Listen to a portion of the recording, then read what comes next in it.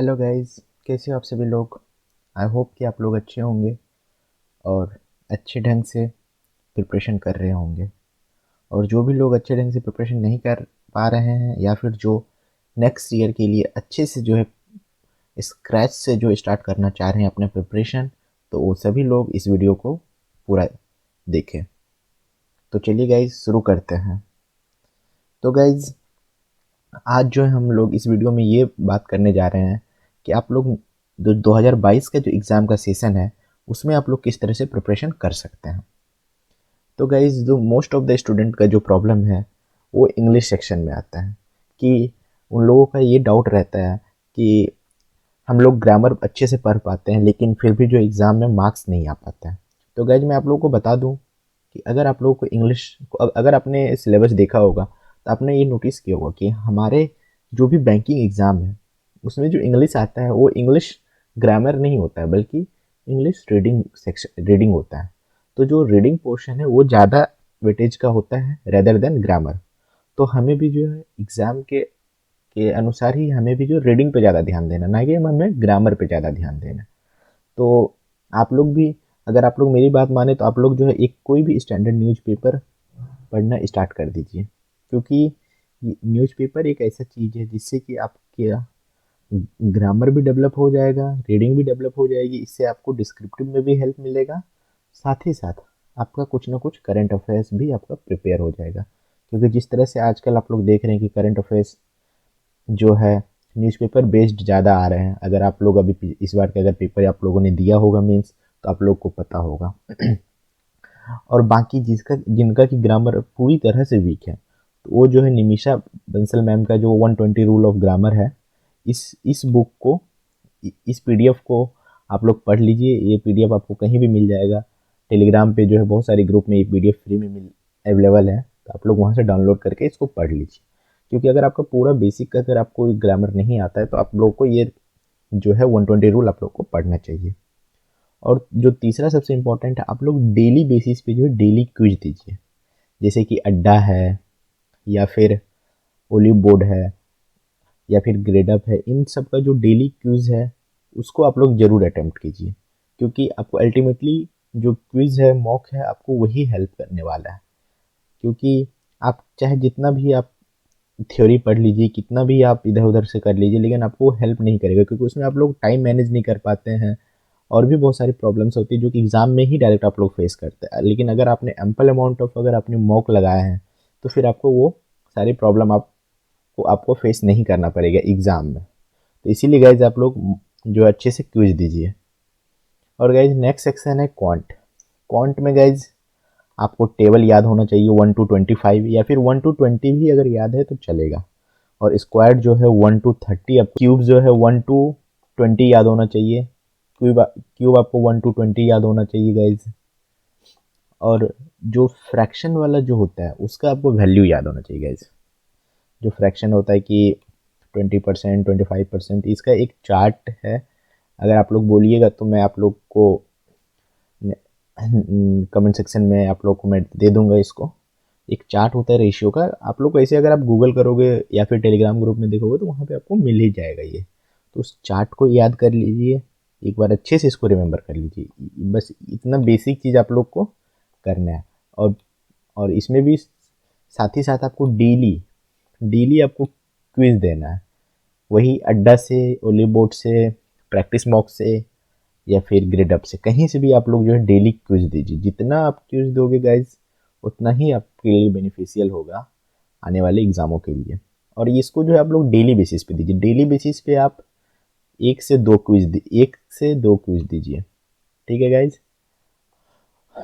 और जिनका भी पूरा बेसिक भी कमज़ोर है जो कि, और गाइज एक बात और, अगर आप लोग सिर्फ प्रीलिम्स को फोकस करते हैं, सिर्फ प्रीलिम्स को, तो गाइज प्रीलिम्स के लिए आप लोग जो है अर्थमेटिक के पीछे ज़्यादा मत जाइए। बहुत सारे बच्चों को मैंने देखा है कि प्रीलिम्स में क्या करते हैं, वो अर्थमेटिक के पीछे ज़्यादा आ जाता है। तो गाइज आप लोग को अर्थमेटिक पे, मतलब अगर आपका अर्थमेटिक बहुत अच्छा है तो वेरी गुड, आप लोग उस पर प्रैक्टिस कीजिए, आपका अच्छा हो जाएगा। मतलब आप अच्छे से एग्जाम, जब आपका अच्छा है तो फिर कोई बात ही नहीं है।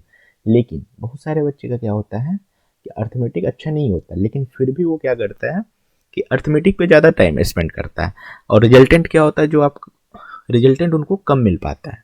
तो मैं उन सारे स्टूडेंटों को मैं ये कहना चाहूँगा कि आप लोग जो है कभी भी जो ना कॉस्ट बेनिफिट एनालिसिस क्या कीजिए, ठीक है। तो उस पे आपको ये समझ में आएगा कि अगर आपका अर्थमेटिक कमज़ोर है और अगर आपने अर्थमेटिक पे ज़्यादा टाइम दिया, क्योंकि एग्ज़ाम में तो आपको 20 मिनट्स ही मिलेंगे प्रीलिम्स में, तो आपको 20 मिनट में 35 क्वेश्चन तो होंगे नहीं, जो फैक्ट है।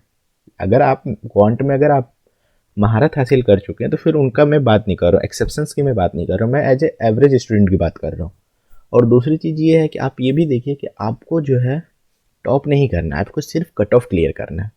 और अगर आप पिछले अभी जितने भी एग्ज़ाम हुए हैं सबका आपको जाकर कट ऑफ दीजिए, देखिए किसी का भी कट ऑफ ऐसा नहीं है कि भाई कि 100 में 90 कट ऑफ है, किसी का भी ऐसा कट ऑफ नहीं है। आप देखिए IBPS PO में 50 के अराउंड कट ऑफ था, SBI PO में 63, SBI क्लर्क 80 का कट ऑफ था, मतलब 80 के अराउंड ही था, मतलब मेरे को याद नहीं है 80, हाँ 80 के अराउंड था, सॉरी। तो जितने भी एग्जाम है किसी का भी cut off high cut off नहीं होता है, बहुत हाई नहीं कि आपको 100% ही आपको स्कोर करना होता है। तो आप लोग को ये सारी बात को ध्यान में रखना होगा। तो अगर उस सारी बातों को अगर आप ध्यान में रखोगे तो आपको जो मैथ्स में अगर आपका अर्थमेटिक अच्छा नहीं है तो उससे आप नेगेटिव मत होइए, बल्कि हाँ थोड़ा सा मतलब मेहनत कीजिए, बेसिक तो आपको पता होना चाहिए। लेकिन अगर क्वेश्चन सॉल्व करने में अगर उसमें टाइम लग रहा है तो फिर उसको छोड़ के बाकी जो इधर 25 क्वेश्चन है आप 25 क्वेश्चन पे अच्छे से फोकस कीजिए, आप 25 आउट ऑफ 25 ले आइए। क्योंकि अगर अर्थमेटिक करके भी अगर आप 25 26 ले आते हो और विदाउट अर्थमेटिक भी अगर आप 25 कर ले रहे हो तो ये ज़्यादा अच्छी बात है ना। तो आप लोग हमेशा कॉस्ट बेनिफिट एनालिसिस क्या कीजिए, ठीक है। और हाँ अगर जिसको पूरा बेसिक से पढ़ना है तो मैं बोलूँगा कि गाइज आप लोग किसी कोर्स उसको मत परचेज कीजिए, जाइए यूट्यूब पे और जो सिलेबस है सिलेबस को देखिए, और यूट्यूब पे जाके आपको जो है बस कोई भी चैनल सर्च मतलब कुछ टॉपिक को आप लोग सर्च कीजिए, ठीक है। बस आपको बहुत सारे वीडियो मिल जाएंगे और आपको जो भी पसंद आता है उन जो भी टीचर आपको आप पसंद करते हैं तो उनका वीडियो देखिए। जैसे कि चैनल है, मतलब बेसिकली मैं क्या करता था कि मैं यूट्यूब पे जाता था, सर्च करता था और जो भी रिलेटेड वीडियो आते थे उस टॉपिक से मैं वो सारे देखता था। तो आप लोग, लेकिन हाँ गाइज एक चीज़ ये है आप लोग इसको रैंडमली जगह मत देखिए कि जब भी मन हुआ आपने जैसे कि मेरा वीडियो देखा, अभी देख के जो आप जाके देख लोगे या फिर किसी और का वीडियो देखोगे, फिर उसको देखने के बाद आप जाके यूट्यूब पे ओपन करोगे, फिर जो है आधे घंटे देखोगे, 15 मिनट देखोगे, आधे घंटे देखोगे, फिर आप उसे बंद कर दोगे। ऐसा नहीं करना है, बल्कि आपको करना क्या है कि आप सबसे पहले आप सिलेबस लीजिए, सिलेबस उठाइए, सिलेबस में जितने भी टॉपिक हैं सबको राइट डाउन कीजिए, फिर सारे टॉपिक को आप जाके यूट्यूब पे सर्च कीजिए और फिर वहाँ पे एक प्लेलिस्ट बनाइए प्रीलिम्स का अलग, या फिर आप प्रीलिम्स मीन्स मत बनाइए बल्कि एक प्लेलिस्ट बनाइए और उस प्लेलिस्ट में जितने भी वीडियो हैं पहले सबको पहले ऐड कीजिए एंड देन फिर उस प्लेलिस्ट को आप अपने प्लेलिस्ट को कंप्लीट कीजिए, ठीक है। अगर आप ऐसा करते हैं तो ट्रस्ट मी गाइज आपका बहुत सारा टाइम सेव होगा, आप बहुत सारे इधर उधर की चीज़ों से आप बच जाएंगे। क्योंकि अगर आप यूट्यूब पे जाते हैं तो आपको बहुत सारी वीडियोज़ मिलती है, तो आपको सारी वीडियो नहीं देखनी है, बस एक टॉपिक से रिलेटेड 1 से 2 वीडियो देखिए बस, इससे ज़्यादा नहीं। तो आप गाइज अपना प्लेलिस्ट तैयार करो, उससे जो है आपको बहुत ज़्यादा आपको हेल्प मिलेगा, ठीक है। और थर्ड जो हम लोग का सेक्शन है वो रीजनिंग। रीजनिंग में तो गाइज ये मेरा फेवरेट सेक्शन था। इसमें तो गाइज सही बताया तो इसके लिए कोई उस तरह का स्ट्रैटेजी नहीं है, इसके लिए आप बस डेली क्विज लगाइए, जितना आप इसमें क्विज लगा सकते हैं, जितने तरह के आप पजल सिटिंग अरेंजमेंट जितने भी सॉल्व कर सकते हैं आप लोग गाइस इसको सॉल्व कीजिए, ठीक है।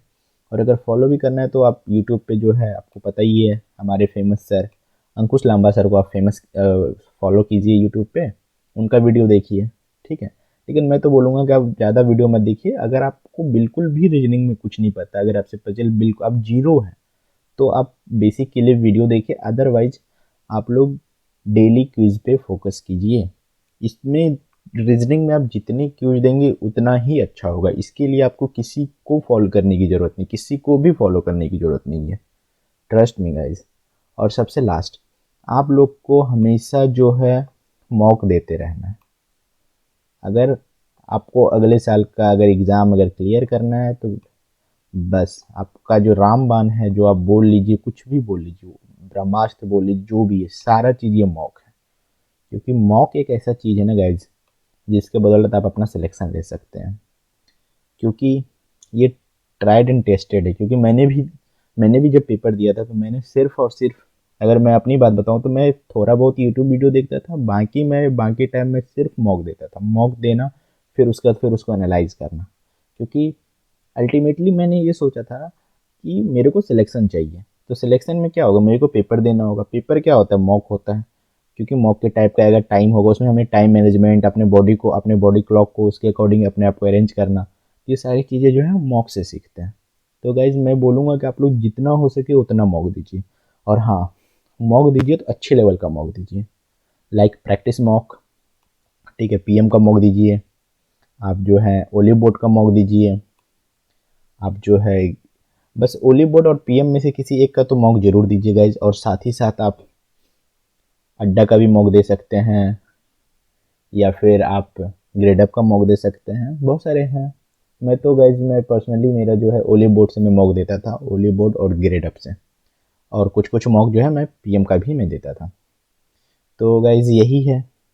और अगर आप इन सारी चीज़ों को अगर आप अच्छे ढंग से आप लोग, और एक बात गाइज, यूट्यूब पे आपको कहीं से भी आपको ये मत सोचिएगा आपको डेली टाइम टेबल आपको यहाँ पे मिलेगा। अगर आप यहाँ के टाइम टेबल यूट्यूब पे अगर आप टाइम टेबल ढूंढ रहे हैं तो गाइज कहीं ना कहीं आप गलत डायरेक्शन में जा रहे हैं। क्यों? क्योंकि हर किसी का अपना एक टाइम टेबल होता है। क्योंकि आपका बॉडी, जैसे कि बहुत सारे होते हैं जो कि रात में पढ़ते हैं, बहुत सारे दिन में पढ़ते हैं, डेली टारगेट्स, ये सब कुछ नहीं, सब आप, क्योंकि ये सब person to person, student to student ये वेरी करता है। तो आप अपने अकॉर्डिंग बनाइए, ठीक है। और गाइज ट्रस्ट मी, मॉक दीजिए।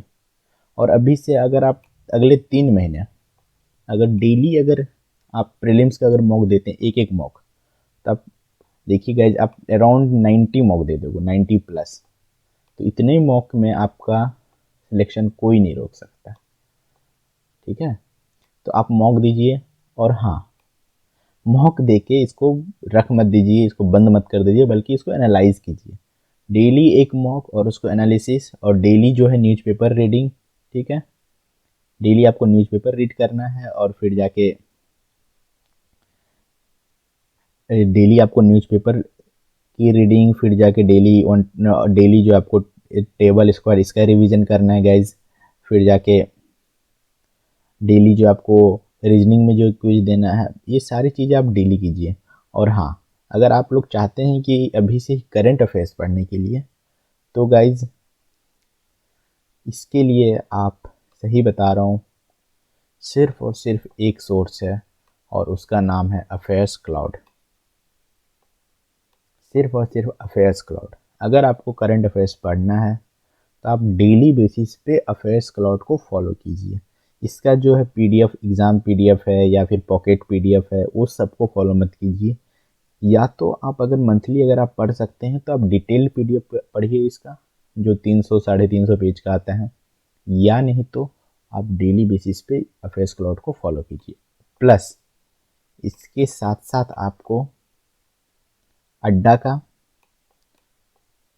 अड्डा का जीए का डेली का क्विज, और अफेयर्स क्लाउड में जीए का डेली, उसकी जो ऐप है अफेयर्स क्लाउड के, उसके ऐप में टॉपिक वाइज डे वीकली और मंथली क्विज आते हैं।